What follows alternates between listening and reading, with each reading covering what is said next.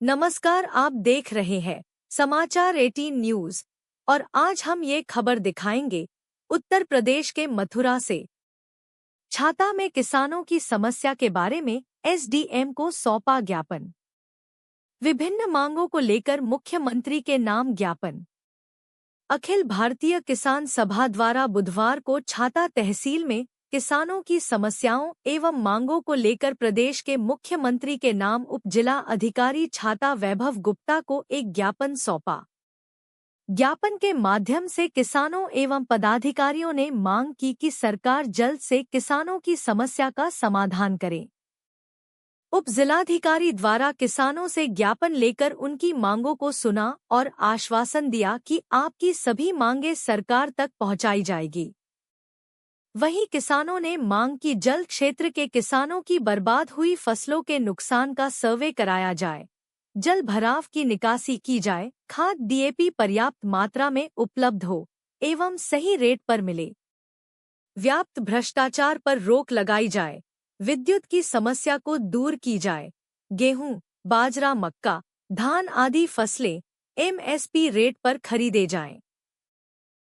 अखिल भारतीय किसान सभा संयुक्त सचिव उत्तर प्रदेश दिगंबर सिंह ने कहा कि यहां की सबसे बड़ी क्षेत्रीय समस्या है जल भराव की, जिसने किसानों के जीवन को कष्ट में डाल दिया है। सभी प्रकार की फसलें बर्बाद हो गई हैं। यह सब नालों, नहर, राजवाहों की सफाई न होने के कारण हुआ है। आपदा राहत से तत्काल किसानों को राहत मिलनी चाहिए और किसानों को फसल बीमा मिलना चाहिए। सरकारी मशीनरी किसानों के दर्द को नहीं समझ रही है, सिर्फ अखबारों में छपा है। यह आंदोलन राष्ट्रीय स्तर पर अखिल भारतीय किसान सभा द्वारा किया गया। किसानों की कर्ज माफी होनी चाहिए, एसपी की गारंटी होनी चाहिए। उत्तर प्रदेश के मथुरा से जिला संवाददाता दिनेश जादौन की खास रिपोर्ट। पहले अपना परिचय दें। मैं दिगंबर सिंह, संयुक्त सचिव उत्तर प्रदेश किसान सभा।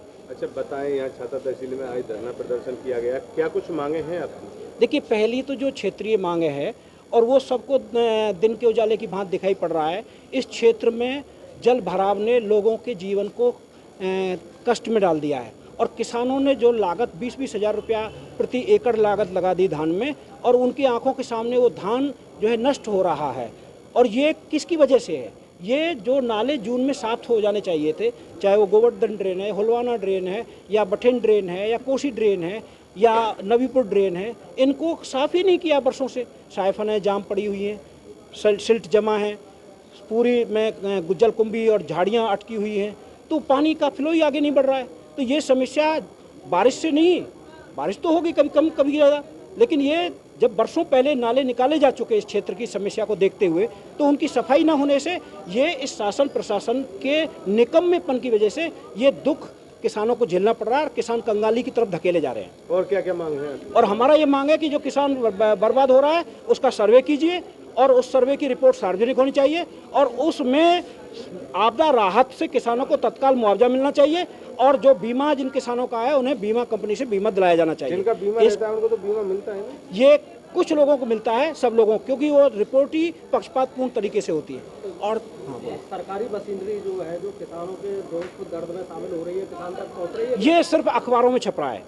वास्तविक जाकर के देखिए, किसानों की दुर्दशा सबको दिखाई दे रही है आज। और दूसरा सवाल ये है कि आज पूरे राष्ट्रीय स्तर पर संयुक्त किसान मोर्चे की ओर से ये आंदोलन किया गया है और ये आंदोलन का एक चरण है।